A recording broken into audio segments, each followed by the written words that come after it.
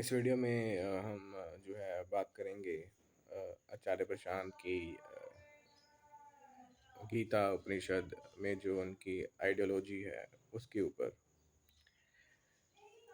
उनकी जो वो जो है बार बार इस बात का एडवर्टाइजमेंट करते हैं, प्रचार करते हैं, बोलते हैं लोगों को भाई तुम्हारी लाइफ में जो प्रॉब्लम्स हैं, जो सफरिंग है, वो गीता ना पढ़ने की वजह से है।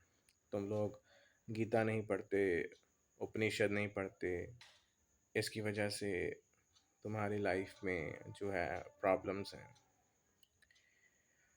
बट ऐसा कहाँ पे दिखता है भाई? अब जैसे कि नेपाल में जो लोग रहते हैं या फिर मान लो अमेरिका है, वो सब कहाँ गीता पढ़ते हैं, उपनिषद पढ़ते हैं, फिर भी उनका जो देश है वो हम इंडिया से काफ़ी आगे है।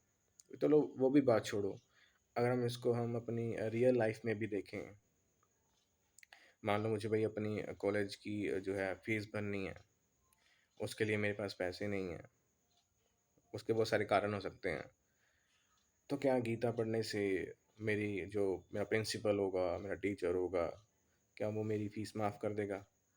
तो ऐसा तो नहीं दिखता कि वो माफ़ कर देगा। क्या मेरी जो तबीयत ख़राब है या मेरी किसी अपने की तबीयत ख़राब है, मान लो मेरी गर्लफ्रेंड की तबीयत ख़राब है और मुझे उसे हॉस्पिटल लेके जाना है, मेरे पास पैसे नहीं हैं, तो क्या डॉक्टर मुझे मेरा इलाज फ्री कर देगा क्योंकि मैंने गीता पढ़ी है? तो ऐसा भी नहीं है।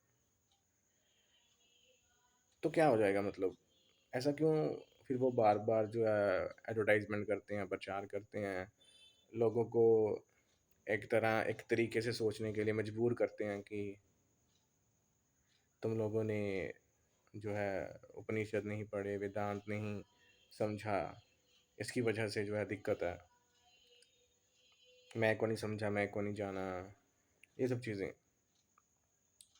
पर जबकि ऐसा नहीं है। इससे नुकसान क्या होता है कि जो हम लोग होते हैं, जो सुनते हैं उनकी बातों को हम अपनी ज़िंदगी में अप्लाई करने का ट्राई करते हैं।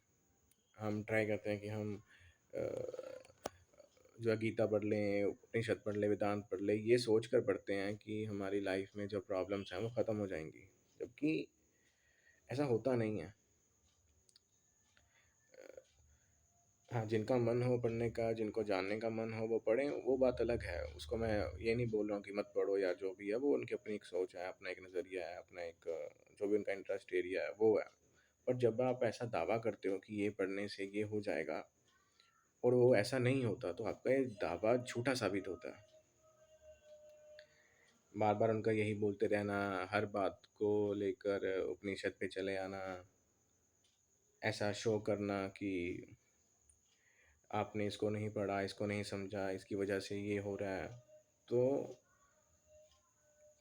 ये बातें लोगों के अंदर एक कन्फ्यूज़न की स्टेट पैदा करती है।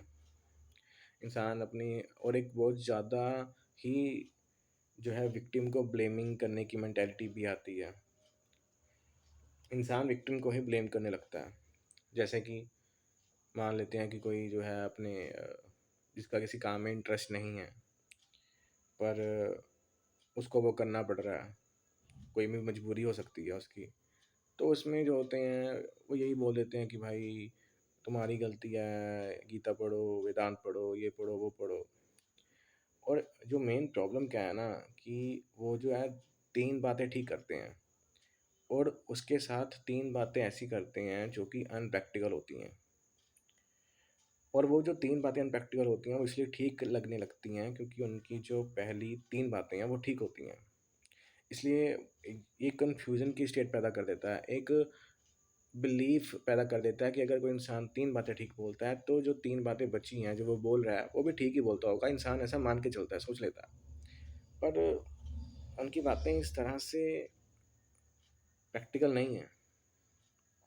ऐसे बहुत सारे एग्ज़ाम्पल्स मैं ले सकता हूँ, जैसे कि मान लो अ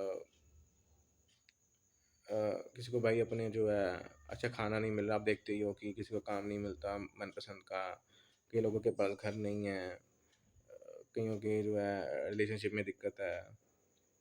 ऐसे बहुत सारी प्रॉब्लम्स हैं, सोसाइटल इतनी प्रॉब्लम्स हैं, अनइक्वल डिस्ट्रीब्यूशन है रिसोर्सेज़ का। तो ये सब गीता पढ़ने से, वेदांत पढ़ने से ठीक हो जाएँगी, ऐसा दावा करना, ये एक सिर्फ़ लोगों में कन्फ्यूज़न की स्टेट पैदा करता है और कोई भी प्रैक्टिकल सॉल्यूशन नहीं देता।